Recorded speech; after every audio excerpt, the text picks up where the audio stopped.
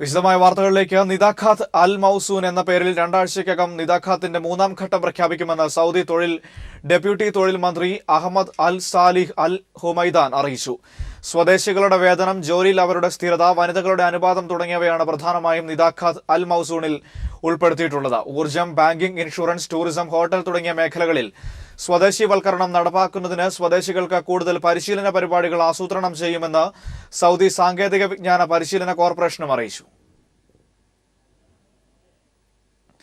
തിരുവനന്തപുരം വിമാനത്താവളത്തിൽ നിന്ന് രാവിലെ 8:45 മസ്കറ്റിലേക്ക് പോകേണ്ടിയിരുന്ന ഒമാൻ എയർ വിമാനം ഇനിയും പുറപ്പെട്ടിട്ടില്ല. യന്ത്ര തകരാർ മൂലമാണ് പുറപ്പെടാൻ കഴിയാത്തതെന്ന് അധികൃതർ.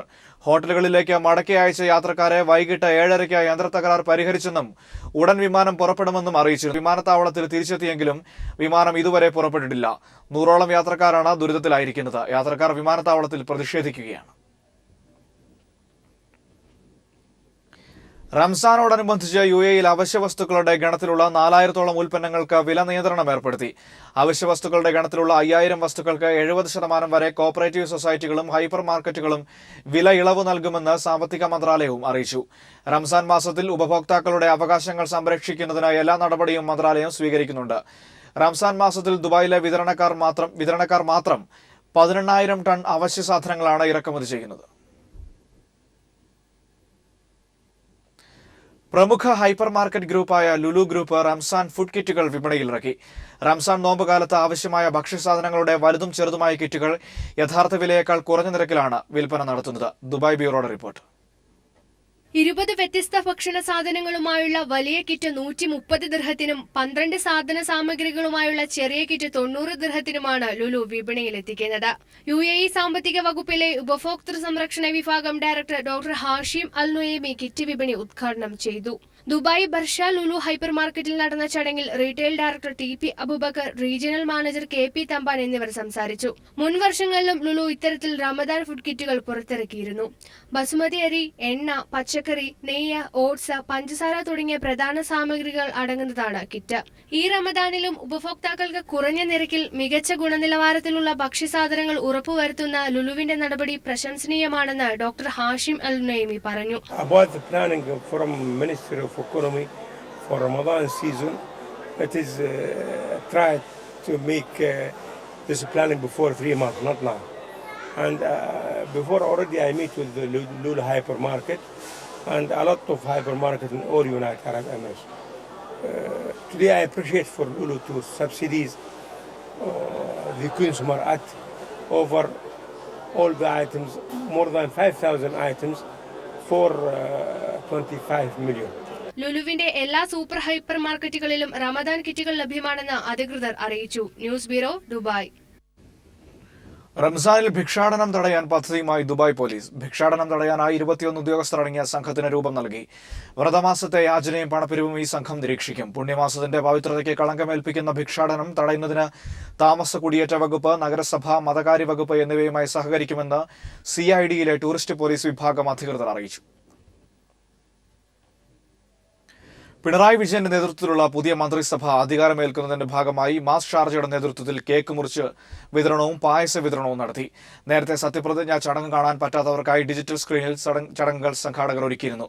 പുതിയ സർക്കാരിൽ വിശ്വാസമർപ്പിച്ച് ധാരാളം ആളുകൾ കുടുംബസമേതം പരിപാടിയിൽ പങ്കെടുത്തു.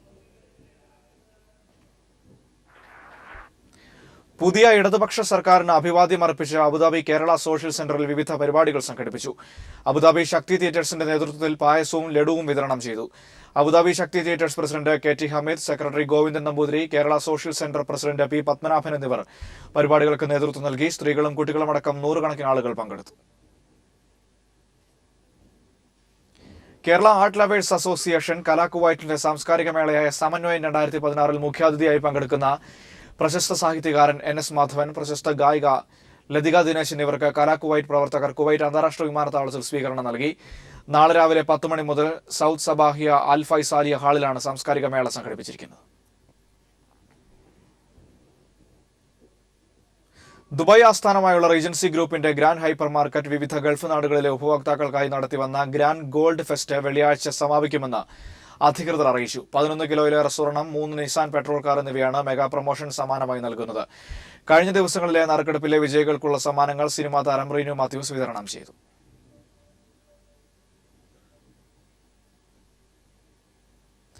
സൗദിയിൽ ഉത്തർപ്രദേശ് സ്വദേശിയെ മരിച്ച നിലയിൽ കണ്ടെത്തി.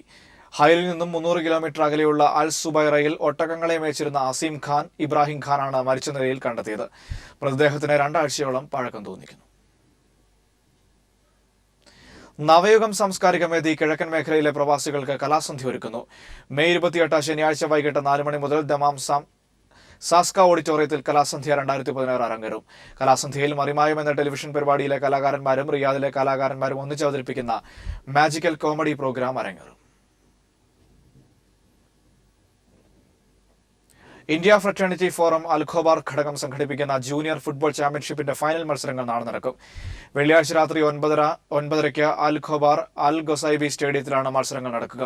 കിഴക്കൻ പ്രവിശ്യയിലെ പ്രമുഖ ടീമുകൾ മാറ്റുരച്ച ടൂർണമെന്റിന്റെ ആദ്യ സെമി ഫൈനലിൽ റോമ കാസ്റ്റൽ ടൊയോട്ട യുണൈറ്റഡ് സ്പോർട്ടിങ്ങിനെ 3-1 പരാജയപ്പെടുത്തി ഫൈനലിൽ പ്രവേശിച്ചു. ഫ്രറ്റേണിറ്റി സോക്കർ ജൂനിയറും വൈഎം ഡോറിഡും തമ്മിലുള്ള 2ാം സെമി ഫൈനൽ വിജയികളുമായി റോമ കാസ്റ്റൽ ഏറ്റുമുട്ടും. കേരളം ഇതുവരെ കണ്ടിട്ടില്ലാത്ത സാമ്പത്തിക പ്രതിസന്ധിയാണ് നിലവിലെന്ന് ധനമന്ത്രി തോമസ് ഐസക്. സാമ്പത്തിക സുസ്ഥിരത കൈവരിക്കാനുള്ള നടപടികൾ സ്വീകരിക്കും.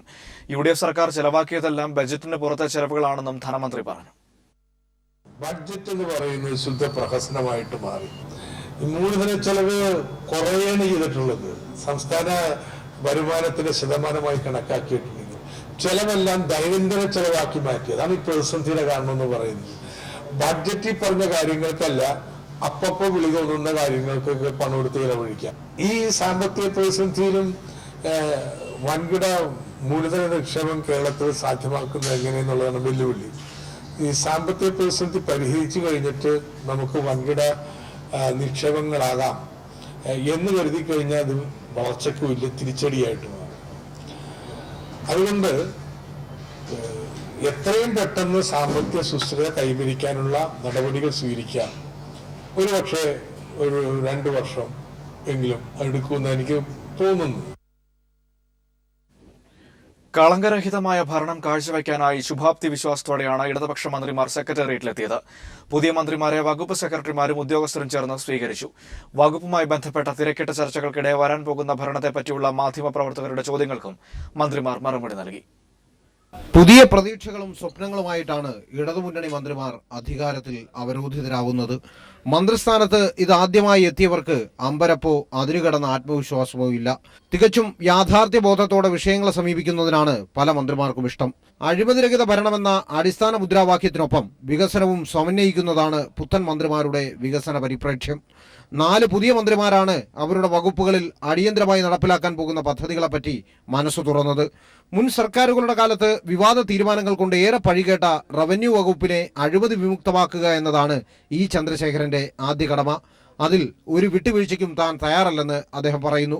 2016 ജനുവരി മാസം 1-ാം തീയതി മുതൽ കഴിഞ്ഞ ഗവൺമെന്റ് സ്വീകരിച്ചിട്ടുള്ള എല്ലാ കാര്യങ്ങളെക്കുറിച്ചും പരിശോധിക്കാൻ ഒരു സബ് കമ്മിറ്റി വെച്ചിരിക്കുകയാണ്. സ്വാഭാവികമായും ഈ അവസാന തീരുമാനങ്ങൾ 800 തീരുമാനങ്ങൾ എടുത്ത് ഉൾപ്പെടെ അതിൽപ്പെടും.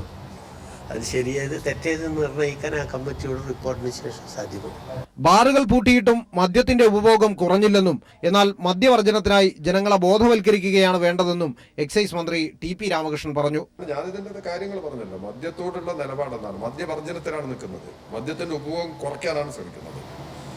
അതിന് സഹായകരമായ നിലപാട് സ്വീകരിക്കും. ജനങ്ങളെ മദ്യത്തിൽ വിമുക്തമാക്കുക എന്നുള്ളതാണ്. പ്രചാരണത്തിന് വേണ്ടി എന്തെങ്കിലും കാര്യങ്ങൾ ചെയ്യാന്നുള്ളതല്ല. റിസൾട്ട് ഉണ്ടാക്കാൻ കഴിയുന്നു.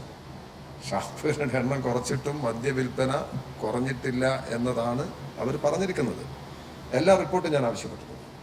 അതെല്ലാം പരിശോധിച്ച് ആവശ്യമായ നിലപാടെടുക്കും. തോട്ടം മേഖലയിലെ തൊഴിൽ ചൂഷണങ്ങളിൽ സർക്കാർ കാര്യക്ഷമമായ നടപടികൾ സ്വീകരിക്കുന്ന കാര്യത്തിൽ TP രാമകൃഷ്ണന് 2 പക്ഷമില്ല. കശുവണ്ടി തൊഴിലാളികൾക്കൊപ്പമാണ് ഈ സർക്കാരെന്ന് മന്ത്രി J മേഴ്സിക്കുട്ടിയമ്മയും പറഞ്ഞു. ഇതിന്റെ ആദ്യപടിയായി കശുവണ്ടി വികസന കോർപ്പറേഷൻ ഉടൻ തുറക്കും. അഴിമതി ഇല്ലാതാക്കും. സുതാര്യത ഉറപ്പുവരുത്തും. ഇനിയിപ്പോൾ നമ്മൾ തോട്ടണ്ടി സുതാര്യമായി ടെൻഡർ വഴി തോട്ടണ്ടി വാങ്ങി പ്രോസസ്സ് ചെയ്യുന്ന പരിപ്പ് കയറ്റുമതി ചെയ്യും. ഇവിടെ ഇന്റേണലായി അഡ്ജസ്റ്റ്മെന്റ് നടത്തി വിൽക്കാൻ അനുവദിക്കുന്ന പ്രശ്നമില്ല. അതുകൊണ്ട് തൊഴിൽ ഉറപ്പാക്കുക, അവർക്കിപ്പോൾ നിശ്ചയിച്ചിട്ടുള്ള മിനിമം കൂലി ഉറപ്പാക്കുക. അതിന് കാഷ്യൂ കോർപ്പറേഷൻ ആദ്യം തുറക്കണം. തുറന്നതിന് ശേഷം സ്വകാര്യ ഫാക്ടറി ഉടമകളോട് തുറക്കണം നമ്മൾ ആവശ്യപ്പെടും. തുറന്നില്ല എങ്കിൽ എന്ത് വേണമെന്നുള്ളത് പിന്നാലെ ആലോചിക്കേണ്ട കാര്യമാണ്. എന്തായാലും കശുവണ്ടി തൊഴിലാളികളെ സംരക്ഷിക്കുക എന്നത് ഇടതുപക്ഷ മുന്നണിയുടെ ഉത്തരവാദിത്വമാണ്. ആ ഉത്തരവാദിത്വം കൃത്യമായി നിർവഹിച്ചിരിക്കും. തീരദേശ പരിപാലന നിയമത്തിന്റെ കുരുക്കിൽ നിന്നും ജനങ്ങളെ രക്ഷിക്കുന്നതിനായി കേരളത്തിന്റെ തീരപ്രദേശത്തെ ചെറിയ റോഡുകൾ ബന്ധിപ്പിച്ചുകൊണ്ട് പുതിയ സംസ്ഥാനപാത തുറക്കുമെന്നും ഇതുവഴി കേന്ദ്ര ചട്ടത്തിൽ ഇളവ് ലഭിക്കുമെന്നും ഇതിനുവേണ്ട പണം ഒരു പ്രശ്നമല്ലെന്നും ഫിഷറീസിന്റെ ചുമതലയുള്ള മന്ത്രി മേഴ്സിക്കുട്ടിയമ്മ പറഞ്ഞുവെച്ചു. കേരളത്തിൽ നിലവിലുള്ള ഒരു തുണ്ട് കൃഷിഭൂമി പോലും ഇനി നികത്താൻ അനുവദിക്കില്ലെന്നും ഒഴിഞ്ഞുകിടക്കുന്ന പറമ്പുകളിൽ സർക്കാർ നേരിട്ട് കൃഷി ചെയ്യുമെന്നും കൃഷിമന്ത്രി VS സുനിൽകുമാർ പീപ്പിളിനോട് പറഞ്ഞു. ജൈവകൃഷി പ്രോത്സാഹിപ്പിക്കും. പുതിയ തലമുറയെ കാർഷിക വൃത്തിയിലേക്ക് അടുപ്പിക്കുന്നതിന് കൃഷിരീതി സിലബസിന്റെ ഭാഗമാക്കും. കൃഷി ചെയ്യുന്ന കുട്ടികൾക്ക് ഗ്രേസ് മാർക്ക് നൽകും. SPC ഗ്രേസ് മാർക്ക് കൊടുക്കുന്നുണ്ട്, NCC ഗ്രേസ് മാർക്ക് കൊടുക്കുന്നുണ്ട്, NSS ഗ്രേസ് മാർക്ക് കൊടുക്കുന്നുണ്ട്, സ്പോർട്സ് ഗ്രേസ് മാർക്ക് കൊടുക്കുന്നുണ്ട്, നീന്തലിന് ഗ്രേസ് മാർക്ക് കൊടുക്കുന്നുണ്ട്, ഡാൻസ് പഠിപ്പിക്കുന്നതിന് കുട്ടികൾക്ക് ഗ്രേസ് മാർക്ക് കൊടുക്കുന്നുണ്ട്. അപ്പോൾ കൃഷിക്ക് കൂടി ഈ ഗ്രേസ് മാർക്ക് എന്ന് അട്രാക്ട് ചെയ്യാൻ വേണ്ടി ഗവൺമെൻറ് നടത്തുകയാണെങ്കിൽ സ്വാഭാവികമായിട്ടും സ്കൂളുകളും രക്ഷകർത്താക്കളും കുട്ടികൾ തയ്യാറായിട്ട് വരും. അപ്പോൾ അവർക്കും അതിനുകൊണ്ട് താല്പര്യപൂർവ്വം രംഗത്ത് വരാൻ തയ്യാറാവും. അല്ലെങ്കിലൊന്നും കുട്ടികളെ കൊണ്ടൊന്നും സ്കൂളുകളൊന്നും വലിയ താല്പര്യം എടുക്കാൻ പോകുന്നില്ല. ഏറ്റെടുക്കുന്നത് കനത്ത ഉത്തരവാദിത്വമെന്നറിയാമെങ്കിലും പ്രതിസന്ധികൾക്ക് മുന്നിൽ പകച്ചു നിൽക്കാതെ ജനങ്ങളോട് ചെയ്യാമെന്നേറ്റത് നടപ്പിൽ വരുത്താനാണ് ഈ 4 മന്ത്രിമാരുടെയും തീരുമാനം. വിവിധ മന്ത്രിമാരുമായുള്ള അഭിമുഖത്തിന്റെ ദൃശ്യങ്ങൾ പകർത്തിയ ക്യാമറമാൻ നജീബിനൊപ്പം തിരുവനന്തപുരത്തു നിന്നും S ജീവൻകുമാർ. കത്തോലിക്ക സഭ മേജർ ആർച്ച് ബിഷപ്പ് കർദിനാൾ മാർ ബസേലിയോസ് ക്ലീമീസ് കാതോലിക്ക ബാവ മുഖ്യമന്ത്രി പിണറായി വിജയനുമായി കൂടിക്കാഴ്ച നടത്തി. നന്മയും വികസനവുമുള്ള കേരളത്തിന് സഭയുടെ സഹകരണം വാഗ്ദാനം ചെയ്തതായി കൂടിക്കാഴ്ചയ്ക്ക് ശേഷം മാർ ക്ലീമീസ് കാതോലിക്ക ബാവ പറഞ്ഞു. സർക്കാരിന്റേത് നല്ല തുടക്കമാണെന്നും അദ്ദേഹം പറഞ്ഞു. സെക്രട്ടേറിയറ്റിലെ മുഖ്യമന്ത്രിയുടെ ചേംബറിലെത്തിയ കത്തോലിക്ക സഭ മേജർ ആർച്ച് ബിഷപ്പ് കർദിനാൾ മാർ ബസേലിയോസ് ക്ലീമീസ് കാതോലിക്ക ബാവ മുഖ്യമന്ത്രി പിണറായി വിജയന് ആശംസകൾ നേർന്നു. തുടർന്ന് അല്പസമയം സൗഹൃദ സംഭാഷണം നടത്തിയ ശേഷമാണ് ക്ലീമീസ് ബാവ പുറത്തേക്കിറങ്ങിയത്. നന്മയും വികസനവുമുള്ള കേരളത്തിന് സഭയുടെ പൂർണ്ണ സഹകരണം വാഗ്ദാനം ചെയ്തതായി കർദിനാൾ പറഞ്ഞു. പുതിയ മുഖ്യമന്ത്രിയോട് ഞാൻ എല്ലാ വിജയാശംസകളും നേർന്നു. നന്മയുള്ള കേരളം, നല്ല വികസനമുള്ള കേരളം, എല്ലാവർക്കും സ്ഥലമുള്ള കേരളം, അതിന് ഞങ്ങളുടെ എല്ലാവരുടെയും സഹകരണം വാഗ്ദാനം ചെയ്തു. അദ്ദേഹം സന്തോഷത്തോടെ ആ സഹകരണം ആവശ്യമുണ്ട് എന്ന് പറഞ്ഞു. നല്ല ഒരു സംഭാഷണം. എല്ലാ വിഷയങ്ങളെക്കുറിച്ചും വിശദമായി അവധാനതയോടുകൂടി സംസാരിക്കാനുള്ള എല്ലാ സാധ്യതയും അദ്ദേഹം തുറന്നിട്ടിട്ടുണ്ട്. ഞങ്ങളതിൽ വളരെ തൃപ്തരുമാണ്. News bureau, Thiruvananthapuram.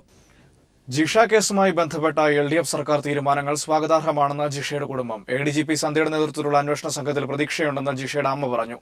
മുതിർന്ന വനിതാ IPS ഓഫീസറുടെ നേതൃത്വത്തിൽ പുതിയ അന്വേഷണ സംഘം രൂപീകരിക്കാനുള്ള സർക്കാർ തീരുമാനത്തെ തുടർന്ന് LDFന്റെ രാപ്പകൽ സമരം അവസാനിപ്പിച്ചു. PK ശ്രീമതി MP സമാപന സമ്മേളനം ഉദ്ഘാടനം ചെയ്തു. ADGP B സന്ധ്യയുടെ നേതൃത്വത്തിൽ പുതിയ അന്വേഷണ സംഘം രൂപീകരിക്കാനും ജിഷയുടെ അമ്മയ്ക്ക് പ്രതിമാസം 5000 രൂപ പെൻഷൻ നൽകാനും LDF സർക്കാരിന്റെ പ്രഥമ മന്ത്രിസഭായോഗത്തിൽ തീരുമാനമെടുത്തിരുന്നു. ജിഷയുടെ സഹോദരിക്ക് ഉടൻ ജോലി നൽകുമെന്നും 45 ദിവസത്തിനകം വീട് നിർമ്മാണം പൂർത്തിയാക്കി നൽകുമെന്നും മന്ത്രിസഭായോഗത്തിന് ശേഷം മുഖ്യമന്ത്രി പിണറായി വിജയൻ അറിയിച്ചിരുന്നു. മന്ത്രിസഭാ തീരുമാനങ്ങളിൽ സന്തോഷമുണ്ടെന്നും പുതിയ അന്വേഷണ സംഘത്തിൽ പ്രതീക്ഷയുണ്ടെന്നും ജിഷയുടെ അമ്മ രാജേശ്വരി പറഞ്ഞു. ഇന്നുവരെ ഒരു സെന്റ് മണ്ണൂല ആരും തന്നിട്ടില്ല. ആദ്യമായിട്ട് ഞങ്ങൾക്ക് നിധി കിട്ടുന്ന പോലെയാണ്. 100 പ്രാർത്ഥനയോടും ഇതിൽ ബന്ധപ്പെടുന്ന നിങ്ങളെ പോലെ എല്ലാവർക്കും എൻ്റെ കൊച്ചിനെ ആരാ കൊന്നെന്ന് വെച്ചാൽ എത്രയും വേഗം പിടിക്കണം. കേസന്വേഷണം മുതിർന്ന വനിതാ IPS ഓഫീസറെ ഏൽപ്പിച്ച സാഹചര്യത്തിൽ LDFന്റെ രാപ്പകൽ സമരം അവസാനിപ്പിച്ചു. മുതിർന്ന വനിതാ IPS ഓഫീസർക്ക് അന്വേഷണ ചുമതല കൈമാറണമെന്നതടക്കമുള്ള ആവശ്യങ്ങൾ ഉന്നയിച്ചായിരുന്നു കഴിഞ്ഞ 3 ആഴ്ചയായി LDF രാപ്പകൽ സമരം നടത്തി വന്നത്. സ്ത്രീ വിഷയത്തിൽ ആരോപണ വിധേയനായ ADGPയെ മുൻ സർക്കാർ എന്തുകൊണ്ട് അന്വേഷണ ചുമതലയിൽ നിന്ന് മാറ്റി നിർത്തിയില്ലെന്ന് സമരസമാപന സമ്മേളനം ഉദ്ഘാടനം ചെയ്ത് PK ശ്രീമതി ടീച്ചർ പറഞ്ഞു. ഉമ്മൻചാണ്ടിക്കും ചെന്നിത്തലയ്ക്കും തങ്കച്ചനും എന്താണ് ഒളിക്കാനുള്ളതെന്നും ശ്രീമതി ടീച്ചർ ചോദിച്ചു. സ്ത്രീ പ്രശ്നവുമായി ബന്ധപ്പെട്ട ആരോപണം ഉണ്ടായിട്ടുള്ള ഒരു ADGPയെ മാറ്റി മറ്റൊരു വനിതാ ADGP 2 പേരുണ്ടല്ലോ മൂലക്കിരുത്തിയിട്ട്. അവർക്കൊന്നും പറ്റൂലേ? അവർ നിരവധി കേസുകൾ തെളിയിച്ചിട്ടുണ്ടല്ലോ. ശ്രീ ഉമ്മൻചാണ്ടിക്കും ആഭ്യന്തര വകുപ്പ് മന്ത്രിക്കും തങ്കച്ചനും എല്ലാം ഒളിച്ചു വെക്കാൻ എന്താണുള്ളത്? അതേസമയം കേസ് അന്വേഷണത്തിന്റെ ഭാഗമായി ADGP B സന്ധ്യ അടുത്ത ദിവസം പെരുമ്പാവൂരിലെത്തും. News bureau. ജിഷ വധക്കേസുമായി ബന്ധപ്പെട്ട് തനിക്കെതിരെ ഉയർന്ന ആരോപണങ്ങൾ നിഷേധിച്ച് UDF കൺവീനർ PP തങ്കച്ചൻ രംഗത്തെത്തി. കേസുമായി ബന്ധപ്പെട്ട് സാമൂഹ്യ മാധ്യമങ്ങളിൽ തനിക്കെതിരെ പ്രചരിക്കുന്ന ആരോപണങ്ങൾ തീർത്തും കളവാണെന്ന് തങ്കച്ചൻ പറഞ്ഞു. ജിഷയുടെ അമ്മ രാജേശ്വരി തന്റെ വീട്ടിൽ 20 വർഷക്കാലം ജോലി ചെയ്തിരുന്നുവെന്നതടക്കം പ്രചരിക്കുന്ന വാർത്തകൾ തങ്കച്ചൻ നിഷേധിച്ചു. തന്നെ അപകീർത്തിപ്പെടുത്താൻ ആരോപണങ്ങൾ മനഃപൂർവ്വം കെട്ടിച്ചമച്ചതാണ്. ഇതിനെതിരെ മുഖ്യമന്ത്രിക്ക് പരാതി നൽകും.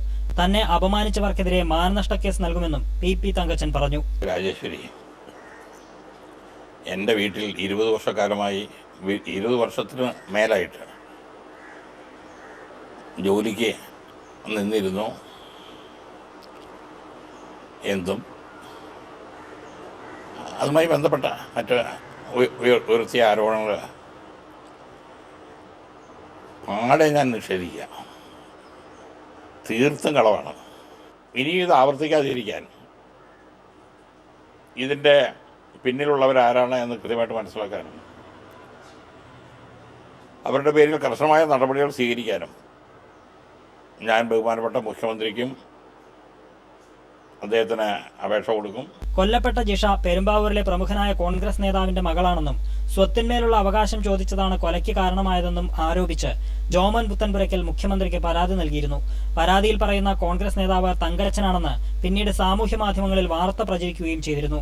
ഈ സാഹചര്യത്തിലാണ് ആരോപണങ്ങൾ നിഷേധിച്ച് തങ്കച്ചൻ രംഗത്തെത്തിയത്. ആരോപണങ്ങൾ ജിഷയുടെ അമ്മയും സഹോദരിയും നിഷേധിച്ചു. News bureau, Kochi. തിരുവനന്തപുരത്ത് ഓൺലൈൻ പെൺവാണിഭ സംഘത്തിലെ 14 പേർ പോലീസ് പിടിയിൽ. 10 പുരുഷന്മാരും 4 സ്ത്രീകളുമാണ് കസ്റ്റഡിയിലായത്. 7 പെൺകുട്ടികളെ സംഘത്തിൽ നിന്ന് രക്ഷപ്പെടുത്തി. പിടിയിലായവരിൽ സീരിയൽ താരവും ഉൾപ്പെടുത്തുന്നു.